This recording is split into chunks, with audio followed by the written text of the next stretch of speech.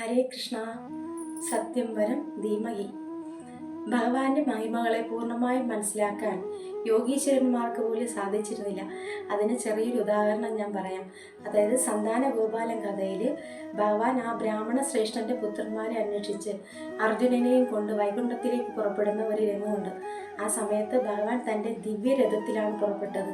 ദിവ്യരഥം എന്ന് പറഞ്ഞത് ജരാസന്ധനുമായുള്ള യുദ്ധസമയത്ത്, അതായത് യുദ്ധത്തിനായി പുറപ്പെടുന്ന ആ സമയത്ത് ആകാശത്ത് നിന്നും വന്ന രഥം എന്നാണ് ഭാഗവതത്തിൽ പറയുന്നത്. അതിൽ 4 കുതിരകളെയാണ് കൂട്ടിയിട്ടുള്ളത്.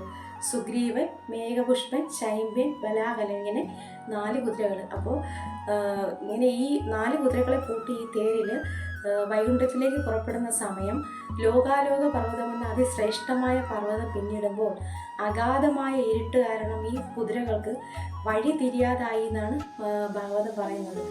ആ സമയത്ത് ഭഗവാൻ തൻ്റെ സുദർശന ചക്രത്തെ എടുത്തുയർത്തുകയും ആ ഇരുട്ടിനെ ഇല്ലാതാക്കി അവിടെ പ്രഭാപൂരമായി എന്ന് പറയുന്നു. പക്ഷേ ഈ സുദർശന ചക്രത്തിൻ്റെ ദിവ്യപ്രഭ കാരണം അർജുനന് തൻ്റെ കണ്ണുകളെ തുറന്നു പിടിക്കാൻ സാധിച്ചില്ല എന്ന് പറയുന്നു.